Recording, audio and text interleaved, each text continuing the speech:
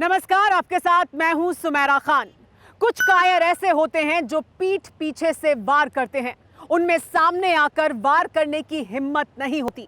अफसोस की बात यह है कि भारतीय सेना और सुरक्षा बलों को ऐसे कायरों का आए दिन सामना करना पड़ता है। ऐसे कायरों की फहरिस्त बहुत लंबी है, जिसका अगवा पाकिस्तान है। पाकिस्तान ने तो बाकायदा ऐसे कायरों की एक टोली और फैक्ट्री तैयार की है, जहां इस तरह के बुज़दिलों को पीठ में वार करने की ट्रेनिंग दी जाती है। टेली सीरीज कायर द मोस्ट हेटेड नेशन में हम आपको दिखाएंगे ऐसे ही बुज़दिल और उनके आकाओं के असली चेहरे। टेली सीरीज के इस एपिसोड में देखिए कसाब, टूल्स ऑफ टेरर।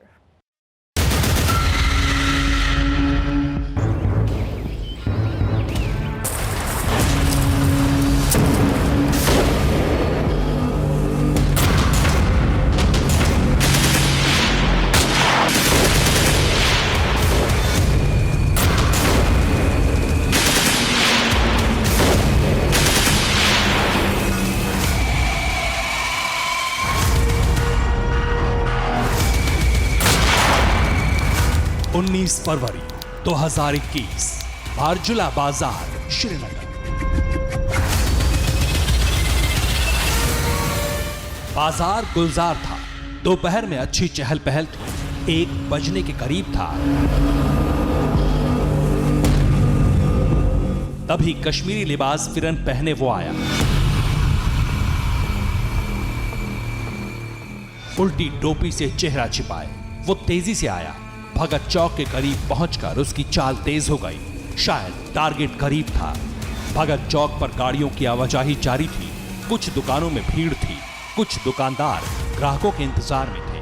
बारजुला बाजार के भगत चौक की एक दुकान पर पुलिस के 2 जवान चाय की चुस्कियां ले रहे थे।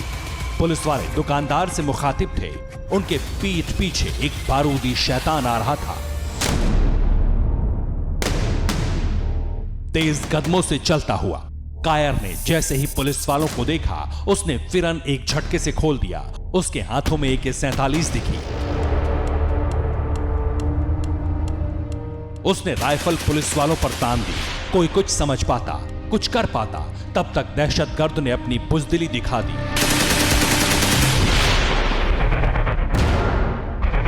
आतंकी ने जवानों की पीठ पर दर्जनों गोलियां दाग दी।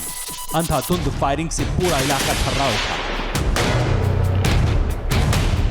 गोलियों की तड़तड़ाहट गूंजी तो भगदड़ मच गई।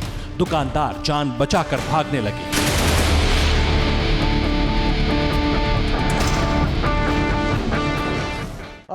एक और मिल्टन द्वारा पुलिस के जवानों पर हमला किया गया। आप देख सकते हैं ये जो पूरा इलाका है सुरक्षा बलों के घेरे में है। इस तरफ मेरे कैमरा पर्सन दिखाएं। ये जो पूरा इलाका है ये लाल चौक और एयरपोर्ट रोड को कनेक्ट करता है। काफ़ी बिजिएस्ट इलाका माना जाता है और यहाँ पर मामूल के तौर पर आज कामकाज चल रहा था जब मिलिटेंट्स ने पुलिस के जवानों पर गोलियां दाग दी। इस हमले में वो शदीद रूप से जख्मी हुए और उसके बाद वो अस्पताल में दम तोड़ बैठे। और ये दूसरा हमला पिछले 2 दिनों के बाद श्रीनगर सिटी में देखा जा रहा है। गोलियों से छलनी पुलिस वाले जमीन पर गिर गए। दहशतगर्द ने मौके का फायदा उठाया और भाग निकला।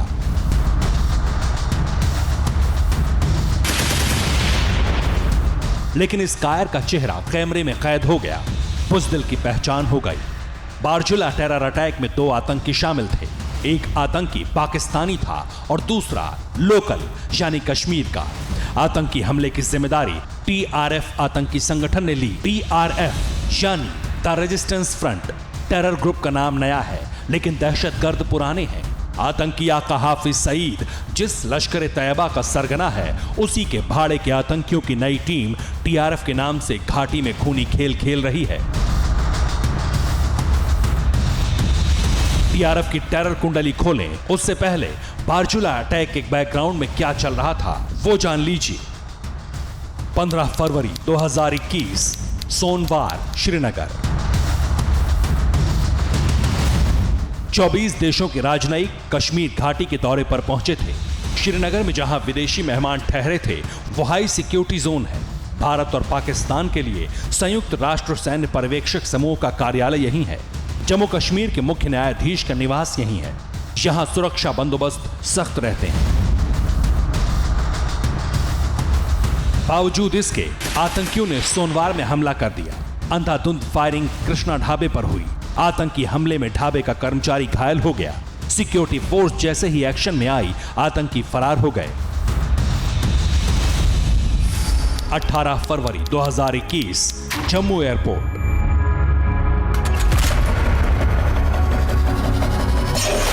जम्मू कश्मीर पुलिस एयरपोर्ट पर मुस्तैद थी। मुंबई से आई फ्लाइट के लैंडिंग का इंतजार था। फ्लाइट लैंड होने के बाद पुलिस ने शेर अली नाम के मुसाफिर की शिनाख्त शुरू की। कुछ ही मिनटों में पुलिस की तलाश खत्म हो गई। शेर अली दबोच लिया गया। आतंकी संगठन जेके गजनवी का टॉप कमांडर, जो कुवैत में बैठकर कश्मीर में टेरर फैला रहा था। शेर अली कितना खूंखार दहशतगर्द है, पुलिस अधिकारी की जुबान से सुनिए।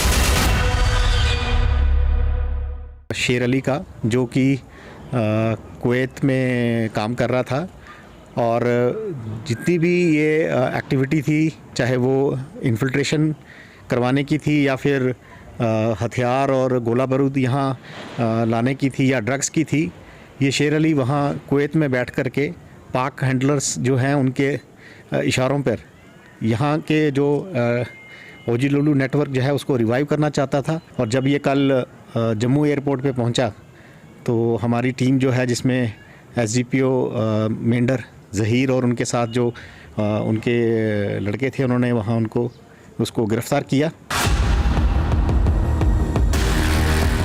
कश्मीर दहलाने पहुंचा दहशतगर्द दबोचा गया, जिसके बाद पाकिस्तानी आतंकी बिलबिला उठे।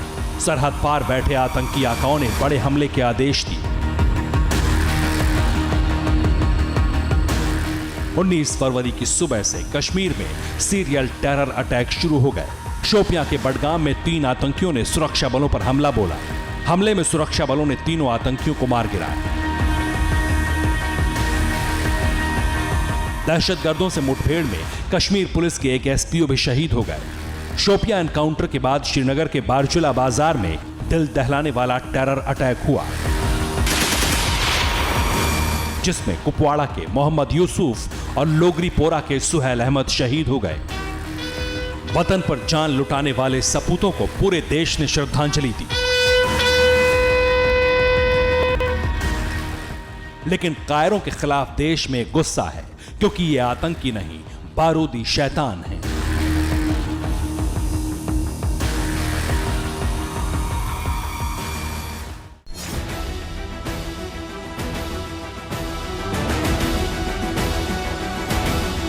पाकिस्तान में सबसे ज्यादा आतंकी हैं, सबसे ज्यादा आतंकी संगठन हैं। पाकिस्तान में कई आतंकी संगठनों के पास 50,000 से ज्यादा दहशतगर्दों की फौज है। ये आतंकी संगठन समय समय पर अपने नाम बदलते हैं, अपने कमांडर बदल देते हैं, लेकिन इनका आका कभी नहीं बदलता। इन सभी आतंकी संगठनों को सीधे रावलपिंडी से कमांड में रखा जाता है। पाकिस्तानी सेना का चीफ लगातार इन सभी आतंकी संगठनों को अपने हिसाब से हाँकता है। पाकिस्तान की टेरर यूनिवर्सिटी में खून खराबे का क्रैश कोर्स कराया जाता है, जिसका सिलेबस पाकिस्तानी खुफिया एजेंसी के ISI एजेंट तैयार करते हैं। ये सभी ISI एजेंट पाकिस्तानी सेना के जनरल होते हैं। टेली सीरीज के इस एपिसोड में देखिए मोहरे, डेविल्स ऑफ पैराडाइज।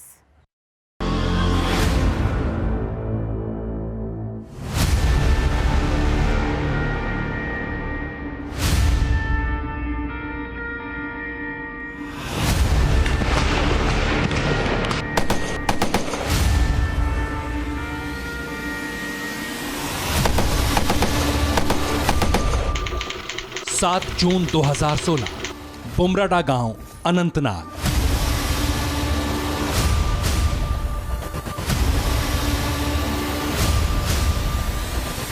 सेना को पहली बार हिज्ब के खूंखार टॉप कमांडर की करेक्ट लोकेशन मिली। 3 दहशतगर्दों के साथ वो हथियारों की खेप लेने कोकेर नाग के बुमराडा गांव पहुंचा था। आर्म्स डील हो चुकी थी।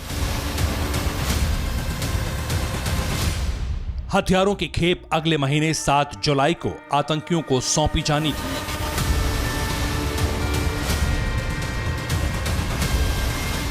सात जुलाई की तारीख को आतंकियों की टोली बुमराडा गांव आ धमकी। ये आतंकी कश्मीर में टेरर का पोस्टर बॉय बन चुका बुरहान वानी था।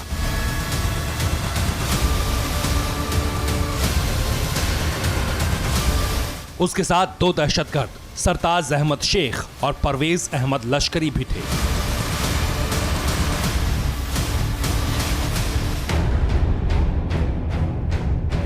मौत के सामान का सौदा करने आए आतंकियों को अंदाजा नहीं था कि उनकी हर हरकत पर सेना की नजर थी।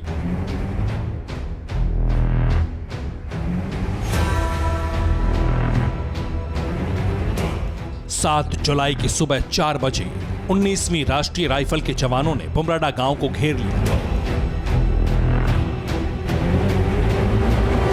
बुरहान वानी और उसके साथी आतंकियों को सरेंडर के लिए कहा गया, लेकिन आतंकियों ने गोलीबारी शुरू कर दी। सेना ने 14 घंटे के एनकाउंटर में तीनों दहशतगर्दों को ढेर कर दिया।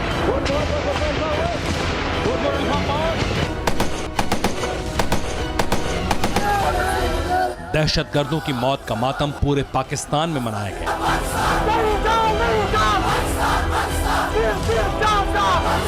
आतंकी आका रैलियां निकालकर छाती पीटने लगे।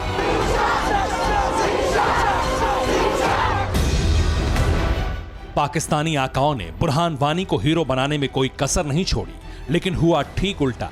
पाकिस्तानी दहशतगर्दों के चेहरे बेनकाब होने लगे।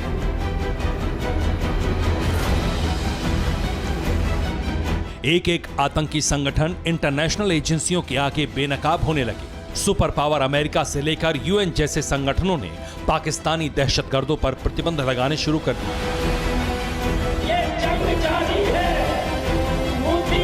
अमेरिका ने लश्कर चीफ हाफिज सईद के सिर पर लाखों डॉलर का इनाम घोषित कर दिया।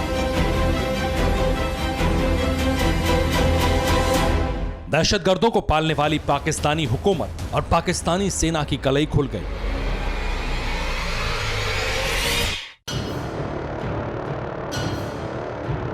इधर कश्मीर में सेना ने ऑपरेशन ऑल आउट शुरू किया। घाटी में मौजूद आतंकियों को जहन्नुम भेजा जाने लगा। टेरर पोस्टर में दिखे हर दहशतगर्द को ठिकाने लगा दिया गया। ये तस्वीर देखिए, महज 2 साल में इन टेरर कमांडर्स को कब्र में दफना दिया गया। जैश के, लश्कर के, हिज्ब के जितने बड़े टेरर गुट थे ऑपरेशन ऑल आउट से थर्रा गए।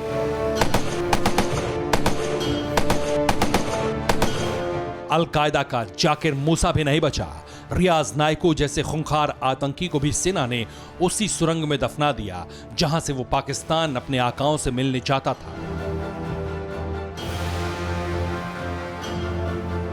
मौत बांटने वाले जब खुद मरने लगे, तब पाकिस्तानी आतंकी आकाओं की हेकड़ी कुल हो गई। ऊपर से इंटरनेशनल प्रेशर ने पाकिस्तानी हुक्मरानों की अक्ल ठिकाने लगा दी। लेकिन शैतानों की फितरत कैसे बदलती। नए नाम से आतंकी संगठनों की विंग बनाई जाने लगी। इन्हीं में से एक है टीआरएफ। हाफिज सईद के लश्कर के जितने खूंखार आतंकी थे वो सब टीआरएफ में शामिल हो गए। इसका हेडक्वार्टर उसी मुरीदके में है जहां खुद हाफिज सईद रहता है।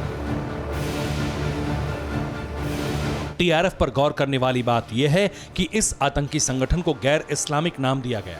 द रेजिस्टेंस फ्रंट घाटी में पहली बार इस टेरर ग्रुप ने अप्रैल 2020 में बड़ा आतंकी हमला किया। टीआरएफ के आतंकियों ने राजनेताओं पर हमले कर हड़कंप मचा दिया। टीआरएफ के आतंकियों ने बीजेपी नेताओं की निर्मम हत्याएं की।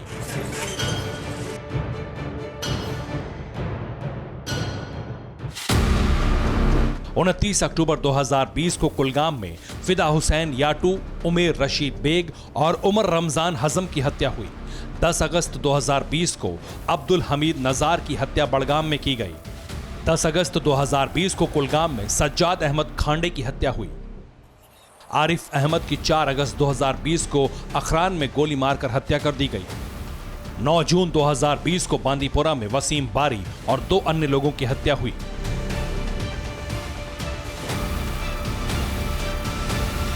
इन हत्याओं को पाकिस्तान से आए आतंकियों के साथ लोकल दहशतगर्दों ने अंजाम दिया। हालांकि सेना की मुस्तैदी से बड़े आतंकी हमले नाकाम कर दिए गए। सरहद लांघ कर आने वाले आतंकियों को बॉर्डर पर ढेर कर दिया गया। एलओसी और इंटरनेशनल बॉर्डर पर आतंकियों के लॉन्च पैड तबाह कर दिए गए। लेकिन पीओके के अड्डे आबाद हैं। कश्मीर में आतंक फैलाने वाले जितने बड़े आतंकी संगठन हैं, इनके भी नाम जान लीजिए।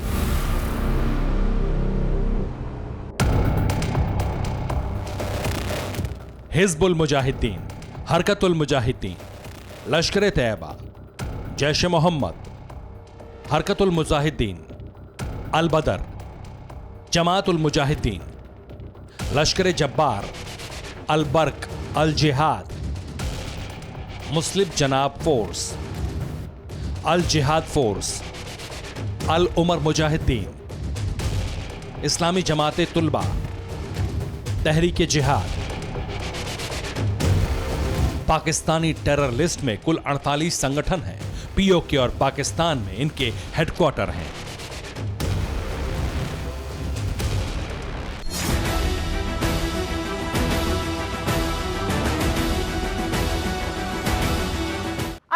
फरवरी को पाकिस्तानी सेना की 18वीं डिवीजन की 206 ब्रिगेड के कमांडर ब्रिगेडियर अजहर सिंधु का कोर्ट मार्शल कर दिया गया। अजहर ने थार रेगिस्तान में बॉर्डर पर बनाई जा रही एक सुरंग की खबर को लीक कर दिया था। इस तरह की सुरंग पाकिस्तानी सेना आतंकियों की आसानी के लिए बनाती है ताकि वो आसानी से भारतीय सीमा में घुसपैठ कर सकें। इसी तरह के हथकंडे हमास इजराइल के खिलाफ भी इस्तेमाल करता है। टेली सीरीज के इस एपिसोड में देखिए घुसपैठ, रूट टू वैली। रात के घुप अंधेरे में जब चांद के सिवाय कुछ और दिखाई नहीं देता, तब पाकिस्तान से आतंकियों का झुंड कुछ इस तरह हिंदुस्तान में घुसपैठ के लिए निकलता है।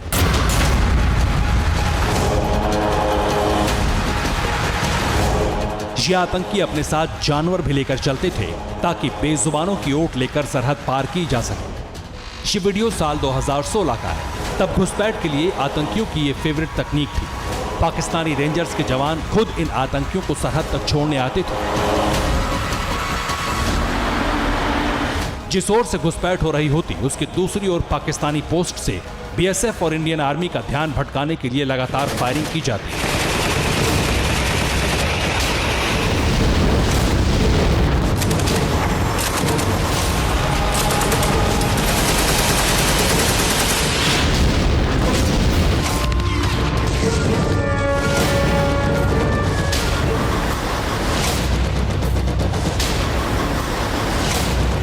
इसके अलावा सरहद के करीब नालों के जरिए भी आतंकी भारत में घुस आते थे। लेकिन जब से बॉर्डर पर electric fencing, motion sensor alarm और थर्मल इमेजिंग जैसी मॉडर्न तकनीक का इस्तेमाल शुरू हुआ, तब से आतंकियों की घुसपैठ के सारे पुराने पैंतरे फेल हो गए। आज आतंकियों के पास घुसपैठ का सिर्फ एक तरीका बचा है और वो है सुरंग। 29 अगस्त 2020, सांबा, जम्मू।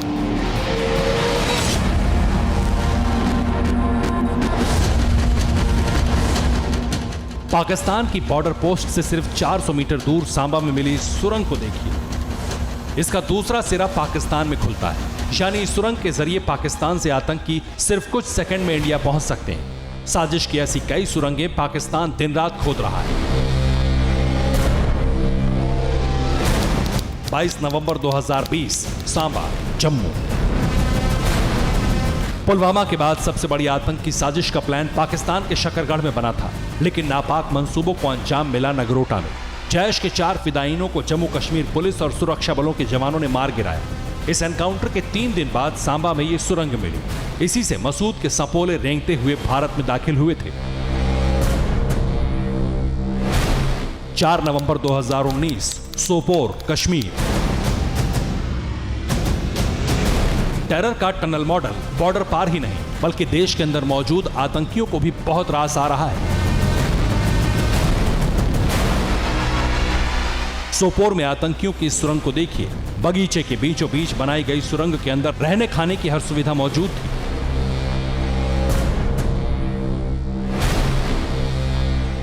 यहां ना तो पुलिस के आने का खतरा होता और ना ही किसी एनकाउंटर का डर। टेरर की टनल को सिर्फ मुखबिरी और सटीक इनपुट के जरिए ही ध्वस्त किया जा सकता है।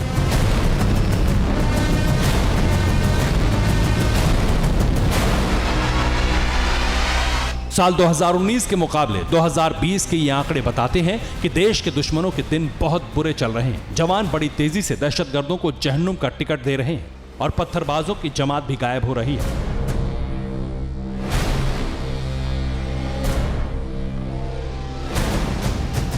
कश्मीर में ऑपरेशन ऑल आउट की सफलता इस बात का प्रमाण है कि सुरक्षा बलों का नेटवर्क और इनपुट इंटेलिजेंस जबरदस्त है। कोई भी आतंकी घाटी में चैन की सांस नहीं ले पा रहा।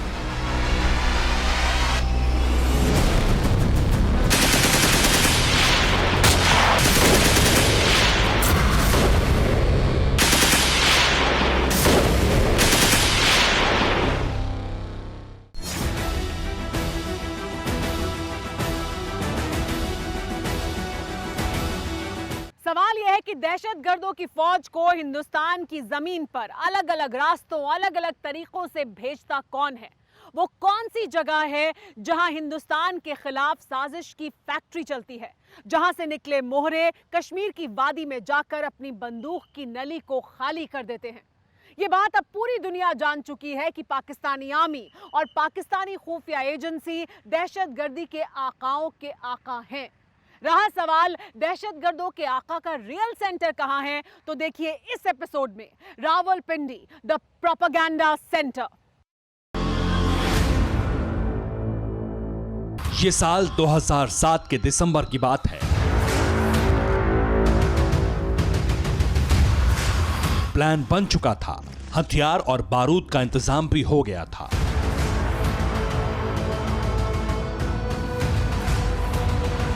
फिदाइन भी मिल चुका था। अब बस साजिशकर्ताओं को एक ऐसी जगह चाहिए थी जहां दिन के उजाले में कत्ल भी हो जाए और साजिश का हर सुराग, हर सबूत बारूद के साथ उड़ जाए।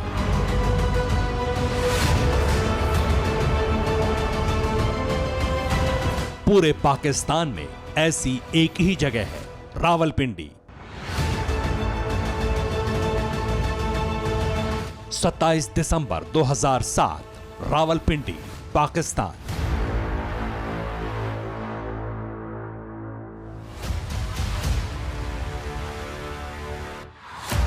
दो बार की प्रधानमंत्री बेनजीर भुट्टो तीसरी बार कुर्सी संभालने के लिए चुनाव प्रचार में जुटी थी। पीठ पर बम बांधे एक फिदाइन भुट्टो की गाड़ी के पास पहुंचा, पहले गोली मारी और फिर धमाका करके खुद को उड़ा दिया।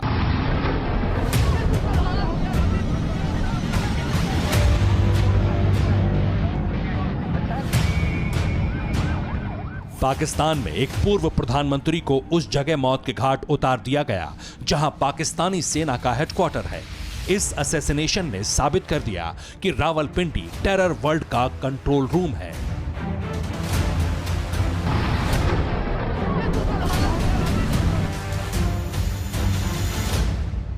अपनी मौत से 70 दिन पहले बेनजीर भुट्टो ने प्रेसिडेंट मुशर्रफ को चिट्ठी लिखकर बताया था कि आईएसआई का ऑफिसर एजाज अहमद शाह, पंजाब के एक्स सीएम चौधरी परवेज इलाही, सिंध के एक्स सीएम अरबाब गुलाम रहीम और आईएसआई चीफ रहे हामिद गुल उनकी मौत की प्लानिंग बना रहे हैं। ब्रिटिश खुफिया एजेंसी MI5 ने भी खुलासा किया था कि भुट्टो की मौत के पीछे पाकिस्तानी आर्मी और आईएसआई की साजिश थी।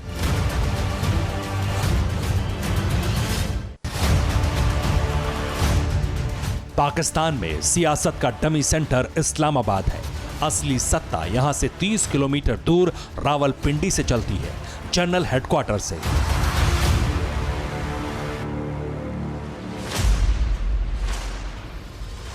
दुनिया की सबसे बदनाम खुफिया एजेंसी आईएसआई में पाकिस्तानी आर्मी के मेजर कर्नल शामिल होते हैं, जिन्हें दहशतगर्दी का कहरा रावलपिंडी में ही सिखाया जाता है।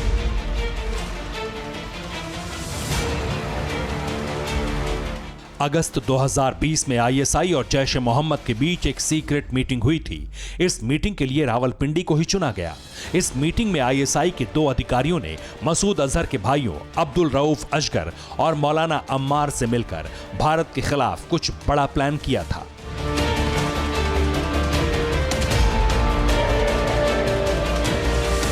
इस मीटिंग के 2 महीने बाद नगरोटा एनकाउंटर हुआ। जैश के 4 आतंकी 26/11 जैसा हमला करने के मंसूबे से सुरंग के रास्ते भारत में घुसे और नगरोटा में मार गिराए गए।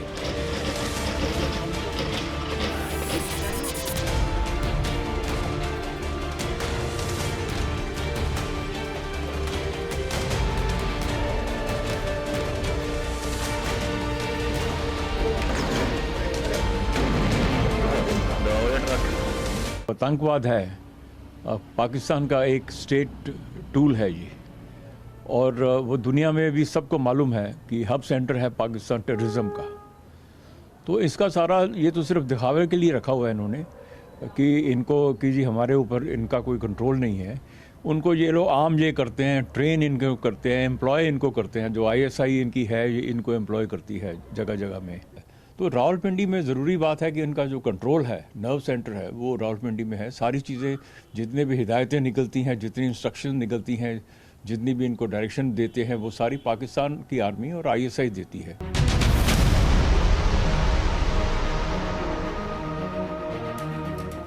पाकिस्तान में टेरर कैंप और टेरर फैक्ट्री कोने कोने में, लेकिन टेरर का कंट्रोल रूम और कमांड सेंटर रावलपिंडी में है।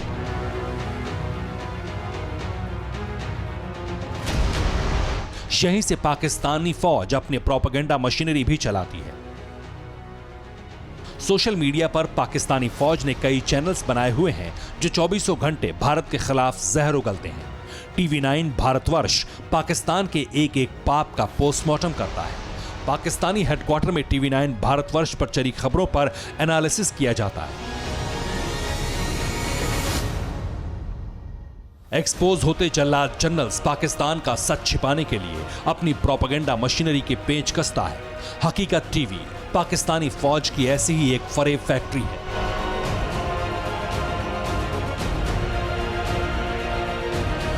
ये जो हकीकत के नाम से टीवी चैनल है, इसने बाकायदा भारतवर्ष का वीडियो उसमें दिखाया है, मेरी आवाज़ बैकग्राउंड में सुनाई है और उसने हम लोगों की खबर को झूठा करार दिया है। लेकिन हकीकत यह है कि हमारी खबर झूठी नहीं है, और उसका सबूत यह है कि जो 206 ब्रिगेड है, उसके जो कमांडर थे, ब्रिगेड कमांडर, वो सिंधी हैं, उनका नाम अजहर सिंधु है, और वो थर में जो एक्सरसाइजेज हो रही हैं उन एक्सरसाइजेज में वो शामिल थे।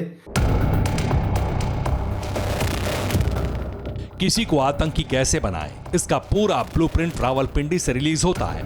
पाकिस्तान के जितने भी टॉप के कट्टरपंथी मौलाना हैं, उनका वेतन भी रावलपिंडी से जाता है। उनकी मंथली रिपोर्ट भी जनरल हेडक्वार्टर में बनती है। पाकिस्तान में 4 बार सेना ने सरकार को कुर्सी के कैद खाने में भेजा है और तानाशाही की है। इसीलिए इस्लामाबाद में बैठने वाले मंत्री भी पहले रावलपिंडी में हाजिरी लगाते हैं, फिर कोई दूसरा काम करते हैं। रावलपिंडी में ही तख्ता पलट का षड्यंत्र रचा जाता है।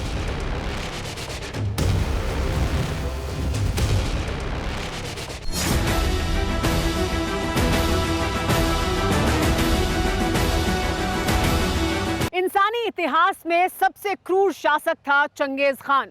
चंगेज की सल्तनत बीजिंग से लेकर मॉस्को तक फैली हुई थी। ये सल्तनत चंगेज ने बेगुनाहों का खून बहाकर खड़ी की थी। अपनों को मौत के घाट उतारकर चंगेज ने अपनी हुकूमत का विस्तार किया था। चंगेज जैसे क्रूर और बेरहम हैं पाकिस्तान के दहशतगर्द और उनके आका। पाकिस्तान में शिया मुसलमानों के साथ, सिंधियों के साथ, पश्तूनों के साथ, बलूचों के साथ, कश्मीरियों के साथ दोयम दर्जे का सुलूक किया जाता है। पाकिस्तान से आजादी मांगने वालों को बाजवा की आर्मी दहशतगर्द साबित कर मौत के घाट उतार देती है। ये किसी आतंक से कम है क्या? टेली सीरीज के इस एपिसोड में देखिए चंगेज, डोमिनेंस ऑफ डेमन्स। 23 जून 2016, लियाकताबाद, कराची।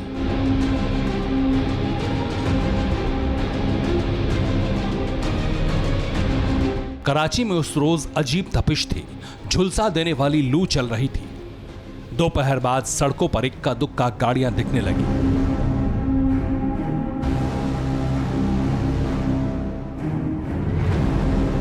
उसी ट्रैफिक के बीच एक सफेद Honda civic car Liaquatabad road की तरफ बढ़ी।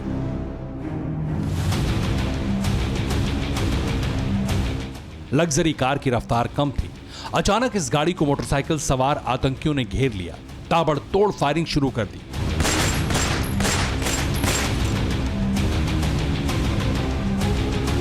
फायरिंग थमी तो गाड़ी छलनी हो चुकी थी। शीशे चकनाचूर थे। गाड़ी में सवार 2 लोग खून से लथपथ थे। इस आतंकी हमले में जिसकी मौत हुई वो सूफी गायक थे।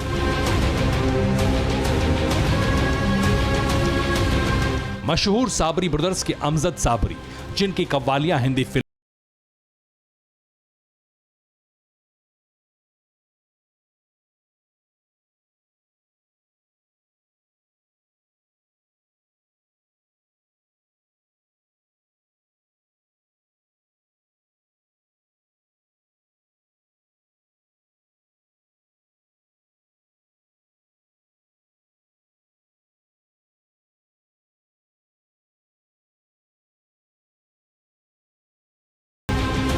अमजद साबरी को आतंकी संगठन लश्कर-ए-झांगवी ने मौत के घाट उतारा।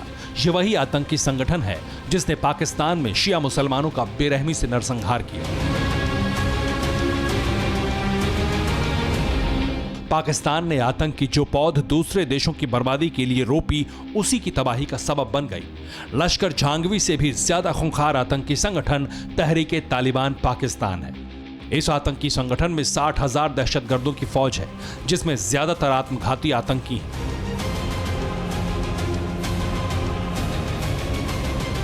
संयुक्त राष्ट्र की एक रिपोर्ट बताती है कि बीते 3 महीने में 100 से ज्यादा बड़े आतंकी हमले टीटीपी ने अंजाम दिए हैं।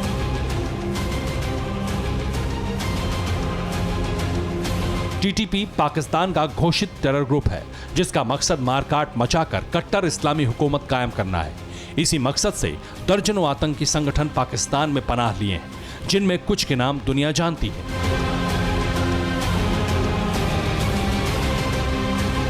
सिपाहे सहाबा पाकिस्तान, जंदुल्लाह, लश्कर-ए-उमर, तहरीक-ए-जैफरिया पाकिस्तान, लश्कर-ए-झांगवी, सिपाहे मोहम्मद पाकिस्तान, जमात-उल-फुकरा, नदीम कमांडो, ये पाकिस्तानियों का ही खून बहाते हैं। कभी मानव बम बनकर फट जाना, कभी मस्जिदों में रिमोट बम से धमाके, कभी स्कूलों में बम विस्फोट। पाकिस्तानी दहशतगर्दों के लिए न मजहब मायने रखता है, न मानवता। ऐसे बारूदी मोहरे तैयार करते हैं कट्टर मौलाना, जहरीली तकरीरों से, हूरों के ख्वाब दिखाकर, मजहबी जहर दिमाग में भरकर इंसान को खूंखार बना दिया जाता है।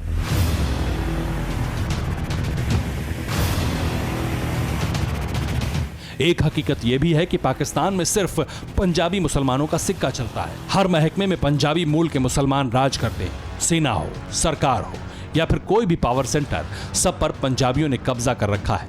यही पाकिस्तानी पंजाबी आतंक को पनाह देते हैं।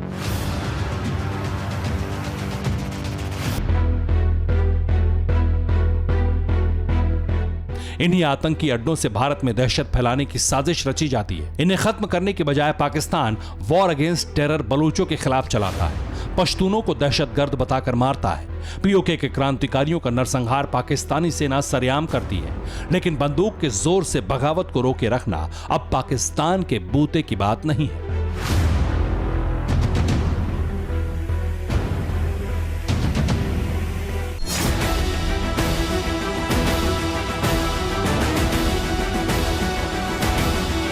पाकिस्तान पाप करता है, हिंदुस्तान पाकिस्तान के पाप की उसे बार बार सजा देता है। एयर स्ट्राइक और सर्जिकल स्ट्राइक इसके सबूत हैं। यह भी पक्का है कि भारत की धरती के खिलाफ जब भी कोई साजिश रची जाएगी, भारत उसका माकूल जवाब देगा।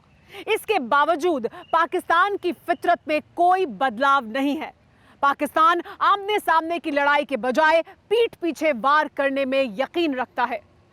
इसी वजह से पाकिस्तान को हर वक्त यह खौफ सताता रहता है कि उसके पाप का भारत माकूल जवाब देगा। टेली सीरीज के इस एपिसोड में देखिए नेस्तो नाबूद, शैडो ऑफ फियर।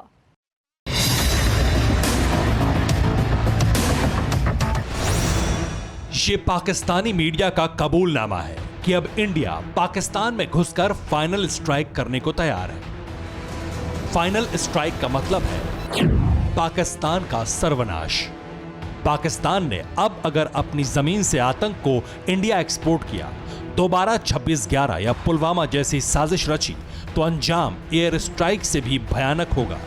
अकेले पीओके में ही मसूद, हाफिज और सलाहुद्दीन के 20 टेरर कैंप एक्टिव हैं और यहां 300 से ज्यादा आतंकी मौजूद हैं। बालाकोट एयर स्ट्राइक के बाद पीओके के टेरर कैंप शिफ्ट भी हुए थे, लेकिन आतंकियों ने फिर पीओके को अड्डा बना लिया है। पाकिस्तान को भारत के बड़े एक्शन का डर आज भी है। पाकिस्तान की टेरर कंपनी को भारत के प्रधानमंत्री की ये सिंह गर्जना आज भी थर्रा देती है।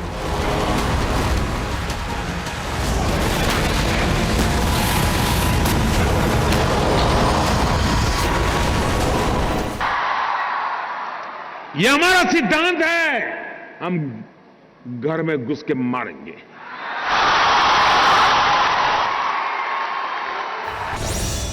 पाकिस्तान में टेरर फैक्ट्री का लेआउट कुछ ऐसा है।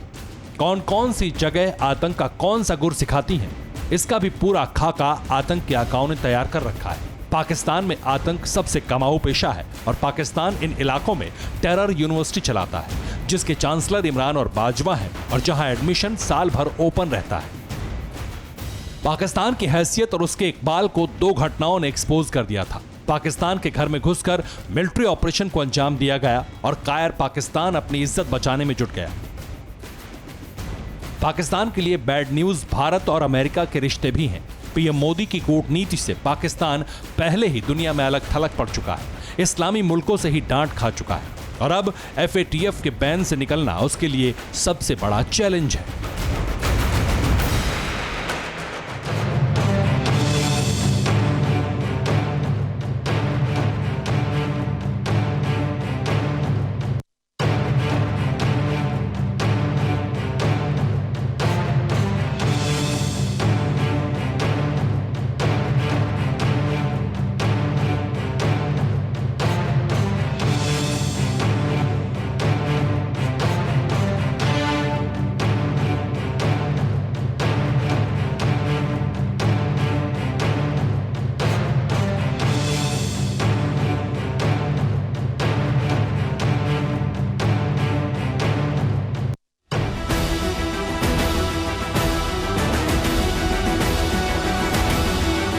परवाह देश की, सोमवार से शुक्रवार रात 10 बजे TV9 भारतवर्ष पर।